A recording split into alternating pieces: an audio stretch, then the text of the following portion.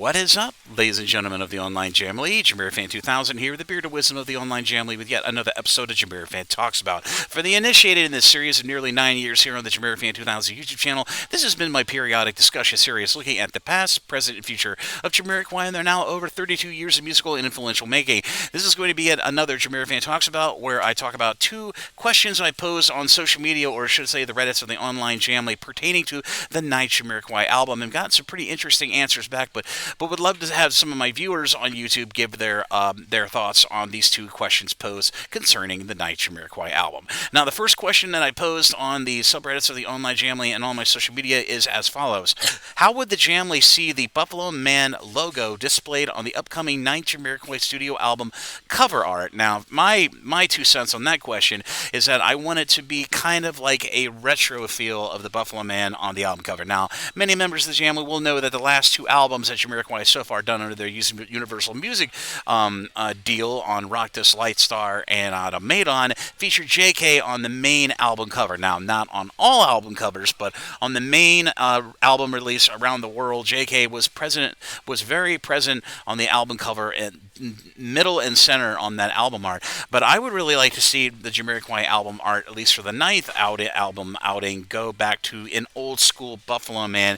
And if you're wondering what I mean, I wanted them to go back to something like in 1994 with the single art for Space Cowboy, which was an ingenious incorporation of the Buffalo Man logo as wrapping paper for some marijuana. Could have been Chiba, who knows.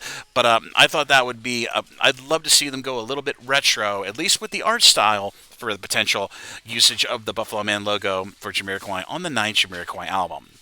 Now, as for the second question I posed for members of the Jamily, it is as follows. Should Jamiroquai, like they did with the limited edition Mintpack foiled CD release of the album back in 2017 as an online-only purchase through the Jamiroquai official store during the first availability of that album back in 2017, should they release a special online store-only edition of the 9th Jamiroquai album when it comes out optimistically sometime in the latter part of 2025? And I honestly think that Jamiroquai could do a limited edition release of this 9th Jamiroquai album, because I really love the way they did this limited edition Mintpack release back in 2017, at least initially on the revamped official Jamiroquai website for the Automaton album era, and that limited edition Mintpack came in a foiled slipcase of the album art and the back album art, and then of course it was a bit of a paper sleeve album cover.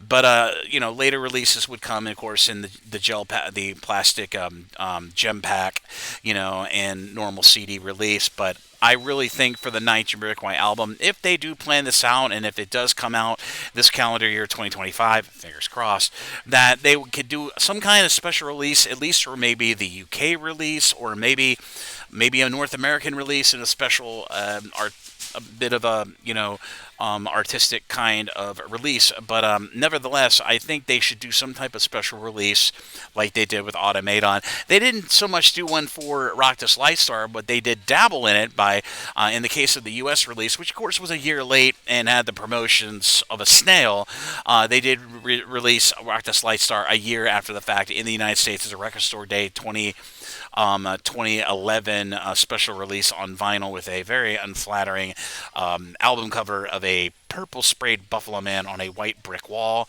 I could go on for hours about how horrendous the promotions was, which was kind of a hits Jamiroquai will sell itself kind of approach. But nevertheless, those are the 2 questions I posed for members of the Online Jamily, at least on the subreddits of the Online Jamily, of course, on my social media.